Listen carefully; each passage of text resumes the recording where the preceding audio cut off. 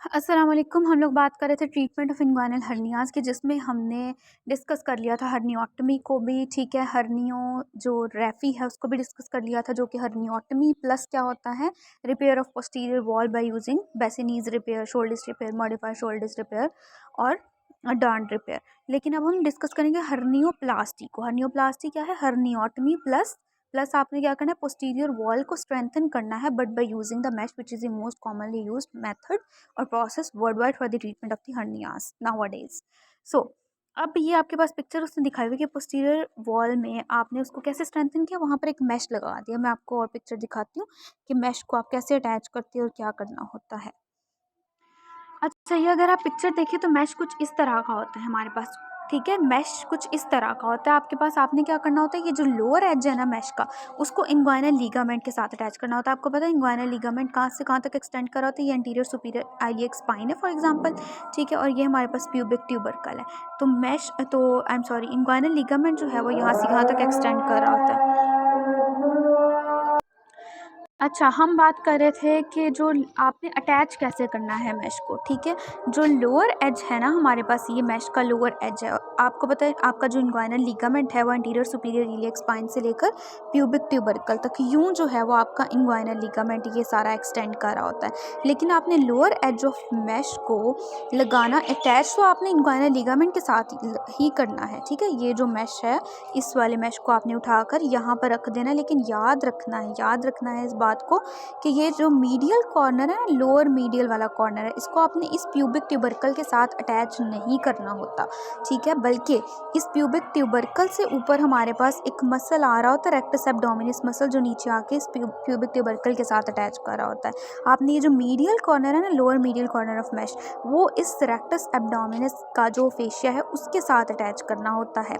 Pubic tubercle के साथ क्यों नहीं करना होता? इसकी रीज़न ये है कि जो वो बोन है ना, तो उसकी इन्फ्लेमेशन हो सकती है, ऑस्टियाइटिस प्यूबिस हो सकता है, इस वजह से हम इसको प्यूबिक ट्यूबरकल के साथ अटैच नहीं करते। जो आपका अपर एज है इस मैश का, उसको आपने अटैच कर देना होता है कंजॉइंट टेंडन के साथ, ठीक है। इतना याद रख लें, फिलहाल आपके लिए काफ़ी है। अच्छा, उसके बाद हमारे पास आ जाता है दूसरा प्रोसेस, जो कि हमने बात की थी लेप्रोस्कोपिक सर्जरी, जिसको हम लोग कह रहे होते हैं। जो लेप्रोस्कोपिक सर्जरी है, ठीक है, इसको भी हर्नियोरैफी, लेप्रोस्कोपिक हर्नियोरैफी ही आप कह सकते हो, क्योंकि इसमें भी हम लोग क्या कर रहे होते हैं, स्ट्रेंथनिंग कर रहे होते हैं पोस्टीरियर वॉल की। कैसे कर रहे होते हैं? इसके दो तरीके हैं, एक है टैप और एक है TEP। टैप क्या है? ट्रांस एब्डोमिनल न्यूमोपेरिटोनियम अप्रोच, और TEP क्या है? टोटल एक्स्ट्रा पेरिटोनियल अप्रोच है।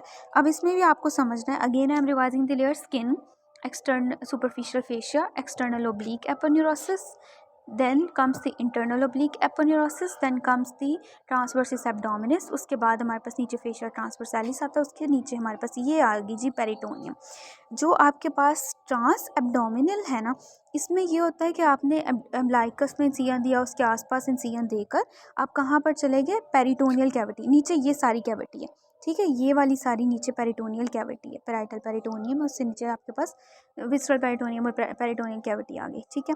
अब जो ट्रांस एब्डोमिनल न्यूमोपेरिटोनियम अप्रोच होती है, इसमें आपने करना ये होता है कि आपने अम्ब्लाइकस या पैरा अम्ब्लाइकल इंसिजन देकर आपने चले जाना होता है इस पेरिटोनियल कैविटी या एब्डोमेन के अंदर। ये नीचे एब्डोमेन है सारा, ठीक है, इसके अंदर चले जाना होता है। फिर आपने आना होता है ये पेरिटोनियम के ऊपर, प्री पेरिटोनियम वाले एरिया में, ठीक है। पहले एब्डोमेन में गए, फिर प्री पेरिटोनियम वाले एरिया में गए, ठीक है, और वहाँ पर आपने मैश वगैरह रख दिया और रिपेयर कर दिया। लेकिन जो टोटल एक्स्ट्रा पेरिटोनियल अप्रोच है, उसमें आपने एब्डोमेन के अंदर नहीं जाना होता, आप डायरेक्टली यहाँ पर आए, ठीक है। लेप्रोस्कोपिक प्रोसीजर है ये।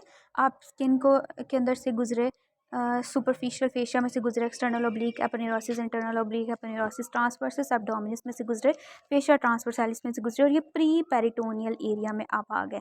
यहाँ पर आके आपने जो भी रिपेयर वगैरह करनी थी वो कर दी, यानी एक्स्ट्रा पेरिटोनियल अप्रोच है। आई होप सो इसकी समझ आ गई होगी।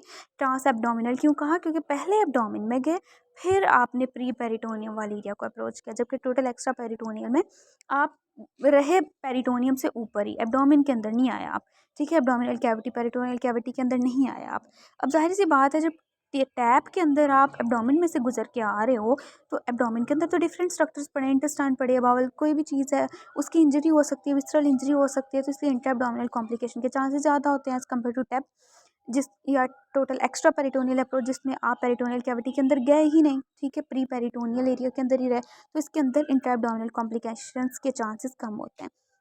ट्रांस एब्डोमिनल न्यूमोपेरिटोनियम अप्रोच जो होती है ये ज़्यादातर बिगिनर्स करते हैं, यानी कि जो इतने एक्सपीरियंस पर्सनस ना हो। Total extra peritoneal approach experienced surgeons कर रहे होते हैं, ठीक है। उसके बाद I hope so it will be clear. उसके बाद हम लोग आ जाते हैं डायरेक्ट इंग्वाइनल हर्नियास पे। आपको पता है जो डायरेक्ट इंग्वाइनल हर्नियास होते हैं वो ऑलवेज एक्वायर्ड होते हैं। ये सारी चीज़ें वैसे मैं आपको बता चुकी हूँ। इसके प्री डिस्पोजिंग फैक्टर्स में से स्ट्रेनिंग वगैरह आ जाती है, कोई वेट लिफ्टिंग की है, किसी ने हैवी वेट लिफ्टिंग की है, स्मोकिंग वगैरह भी इसका रिस्क फैक्टर आ जाता है, या किसी के पहले अपेंडेक्टमी वगैरह हुई है, या आईओ इंग्वाइनल नर्व डैमेज हुई है, तो उन सारी चीज़ों की वजह से हमारे पास डायरेक्ट इंग्वाइनल हर्नियास हो सकते हैं। लेकिन जो डायरेक्ट इंग्वाइनल हर्नियास होते हैं वो यूजुअली स्ट्रैंगुलेट करने के उनके अंदर चांसेस कम होते हैं, कि पहले भी शायद मैं फर्स्ट वीडियो में बता चुकी हूँ कि इनडायरेक्ट इंग्वाइनल हर्नियास में स्ट्रैंगुलेट करने के चांसेस ज़्यादा होते हैं, क्योंकि उनकी नेक नैरो होती है as compare to direct inguinal hernias, ठीक है। इनके स्ट्रैंगुलेट करने के चांसेस डायरेक्ट वालों के कम होते हैं। अच्छा, और एक और बात कि हमारे पास जो डायरेक्ट इंग्वाइनल हर्निया है, आपको पता है वो posterior wall of the inguinal canal, ये पोस्टीरियर वॉल है ना, posterior wall of inguinal canal में से गुजरा, और फिर वो हमारे पास जो आगे सुपरफिशियल रिंग है उसमें से गुजर जाता है, ठीक है। उसको डीप रिंग में से, जैसे यहाँ पर डीप रिंग पड़ी है तो उसको डीप रिंग में से गुजरने की ज़रूरत नहीं पड़ती। अच्छा, इसमें भी सेम प्रोटोकॉल ट्रीटमेंट का वही होता है जो कि हमने ऊपर सारी चीज़ें डिस्कस कर ली हैं, लेकिन यहाँ पर भी हम लोग क्या करते हैं, सैक को इन्वर्ट कर देते हैं। जैसे हमने कहा ना कि हम लोग इंग्वाइनल कैनाल के अंदर पहुँचे तो हमने सैक को जो है वो सेपरेट कर लिया डीप इंग्वाइनल रिंग तक। यहाँ पर भी आपने वो सारा कुछ करके, लेकिन यहाँ पर आपने सैक को इन्वर्ट करना होता है, ठीक है। रिपेयर ऑफ पोस्टीरियर वॉल भी आप कर सकते हो, शोल्डर्स रिपेयर से कर लो या मैश रिपेयर से कर लो। बेसिनी और डॉर्न ऑपरेशन ये एक्सेप्टेबल नहीं है, क्योंकि इनकी रिकरेंस रेट बहुत ज़्यादा और इनकी रिहैबिलिटेशन स्लो होती है, ठीक है। I hope so it will be clear. Thank you very much.